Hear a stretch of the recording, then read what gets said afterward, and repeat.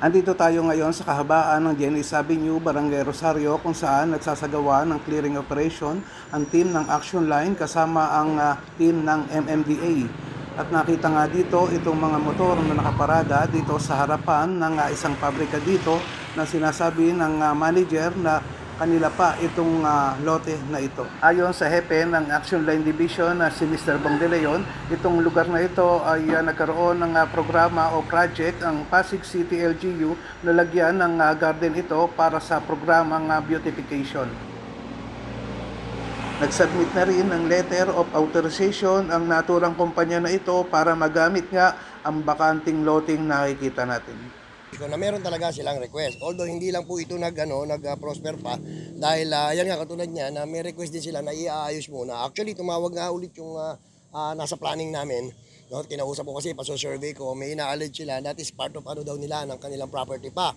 So kaya daw sila nagkaroon ng konting easement tsaka nag-adjust sila sa loob para maging parking ng kanilang motorcycle. Ang pinoproblema lang, ini-inform ko lang sa kanila is nilatagan kasi yan namin ng clean and green. Sana na-inform lang naman yung city. So sana hindi na namin nagkaroon ng beautification program dyan na gagawin lang pala nilang parking. No? So kaya yung mga nakapark dyan, whether within their property, kung hindi naman sila nakapag-submit ng any proof or document na that is beyond or within their property, sana at least alam ng city government na bigyan namin sila ng approval.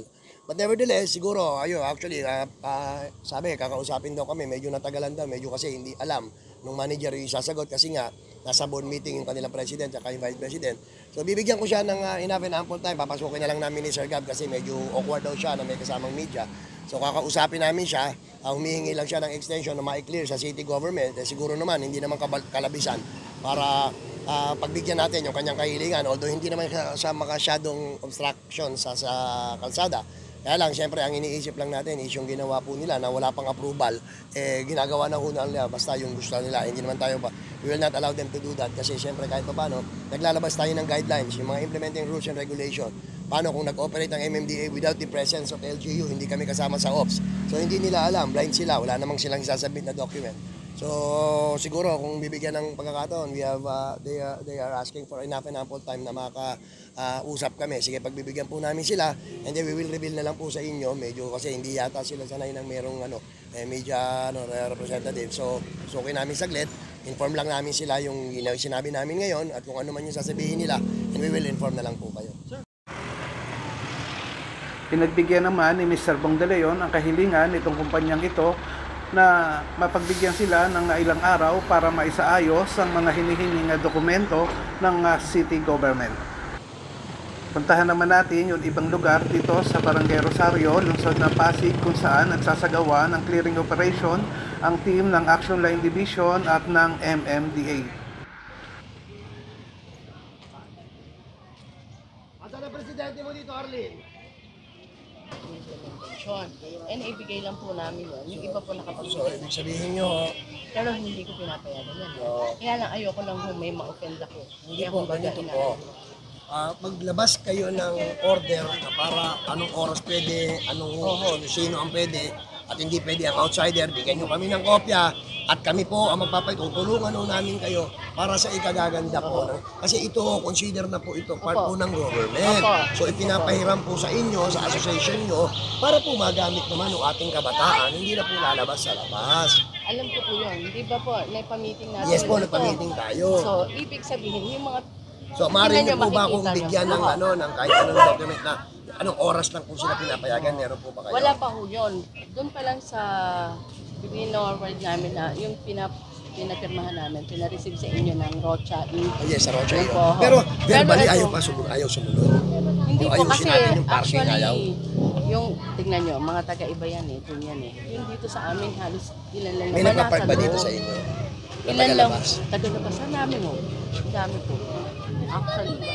Alam nyo po, medyo Ito na, mga motor na to. Oo, Hindi alam ho yan naman. taga rito. yung iba ho, taga dyan. Very good. Oho. Hindi ho naman talaga rito. So parang akin, Binigyan ko lang sila Pwede mo ng ba ano. akong bigyan ng document na meron na po. po ba rito na nag-ano na kung anong oras lang? Pwede. Wala po. Wala pa. Pero in-open up natin sa kanila yun. Kaya ano Sabi po pwede natin nyo sa ibigay sa akin ng papel tapos gawa ho tayo ng isa pang meeting na parang order po na bawal mag-parking hindi taga rito.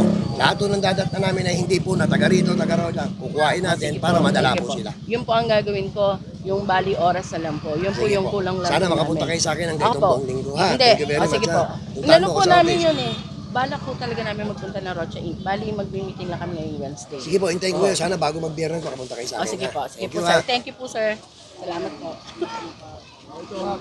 So mga kaibigan, ito nga yung mga napansin ni Mr. Bong De Leon, hepe ng Action Line Division. Itong mga nakaparadang mga motor dito at kinausap niya nga yung presidente ng Homeowners Association dito sa lugar ng Genis Avenue, Barangay Rosario. Sila yung sa association, sila yung nangangalaga dito. Binigyan natin sila ng pagkakataon para sila na yung maglabas ng implementing rules na pwedeng mag-park yung mga taga rito para hindi nakakalat sa labas. Maka-illegally park sa bangketa. Pero sana iayos naman nila. No, katulad nito, tanghali na, nandiyan pa rin. Tapos yung iba po dyan, mga hindi taga rito, taga-labas pa po.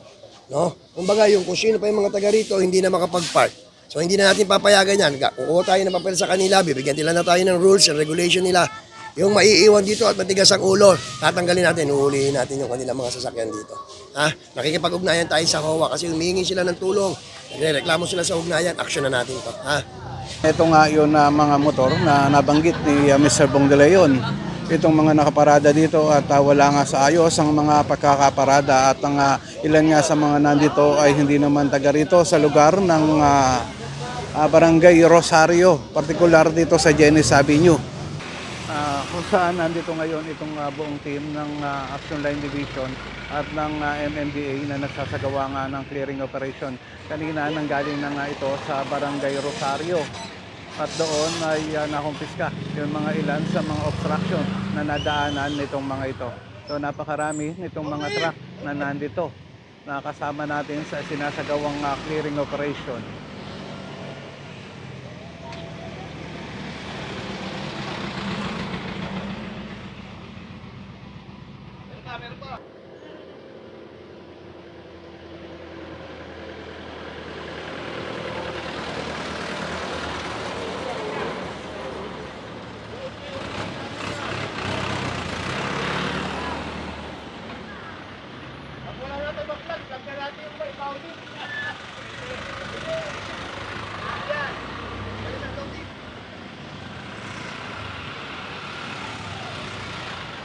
Ito yung mga truck na nakikita natin na iyan ang pagkakargahan ng mga nahuhuling mga illegally parked vehicle at yan ay dadalhin niya sa impounding area kung saan doon sa Barangay Tumana, Marikina City.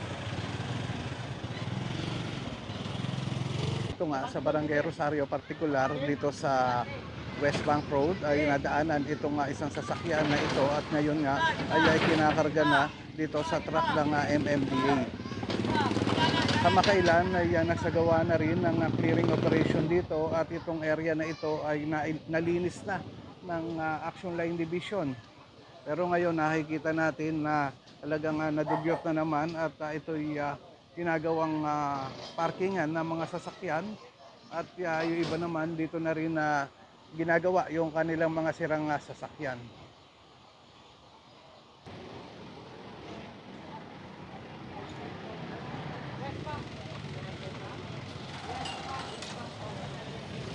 Nadaanan na rin ng MMDA itong mga jeep na nakaparada dito sa kahabaan ng East Bank Road, Barangay Santa Lucia. At ngayon nga ay kanila ng mga tinitikitan. Kanina mayroon pang tatlong nakaparada dito sa banda dito. At bigla nga mga nag-aalisan nang dumating itong team ng MMDA na nagsasagawa ng clearing operation. Ito nga yun na isang jeep na kanina ay nakaparada nga dito sa bakanting lote, pinaka walkway itong kahabaan ng East Bank Road. At ngayon nga ay kanina papaalis na yan at inabot lang ng isa sa mga team ng PPNO. Ngayon nga ay tinitikitan na. Ito yun na mga biyaheng Rosario, San Juan.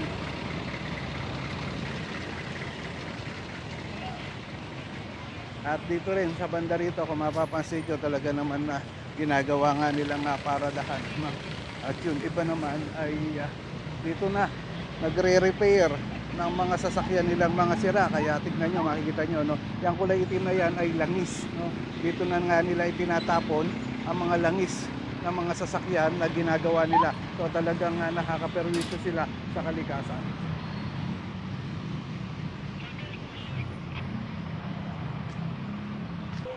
Andito na tayo ngayon sa Barangay Santa Lucia at dito na nga nakarating itong team ng mga nagki-clearing operation at dito nadatnan nga ang iba't ibang obstruction na ngayon ay kanila ng mga tinatanggal. Kagaya nitong mga nakikita natin na nakakarga dito sa ibabaw ng truck. At itong isang patungan ng paninda ng street foods ay kakarga na nga dito sa truck ng Action Line Division.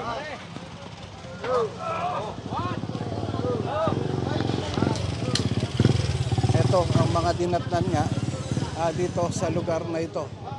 Itong mga sidecar, no? At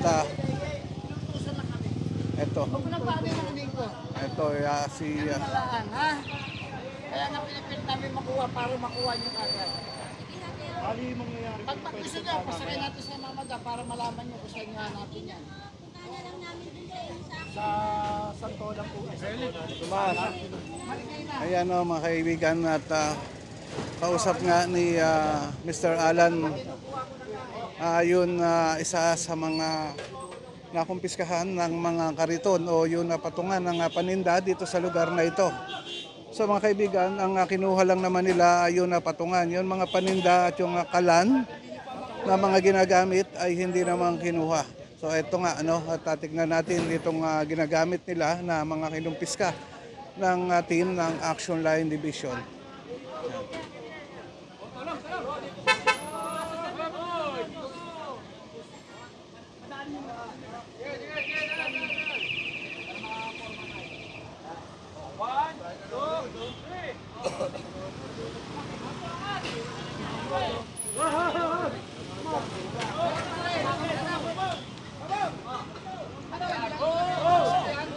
Inulit ko mga kaibigan, nandito tayo ngayon sa lugar ng Barangay Santa Lucia.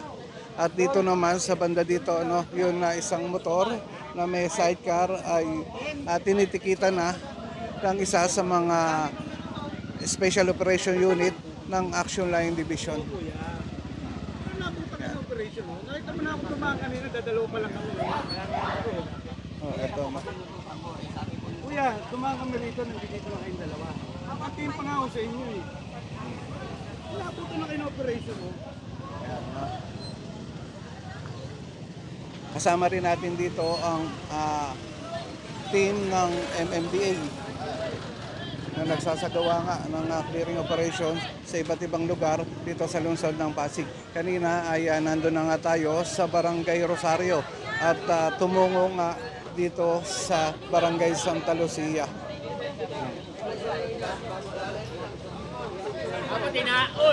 Dapat kayo inatak na lang.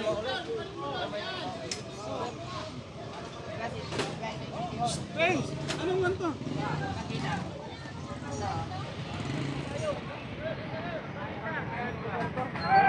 Sampagita. Ayan na mga kaibigan, ulit ko, andito tayo ngayon sa Sampaguita Street, Barangay Santa Lucia. Kailangan pa ng Philip yan.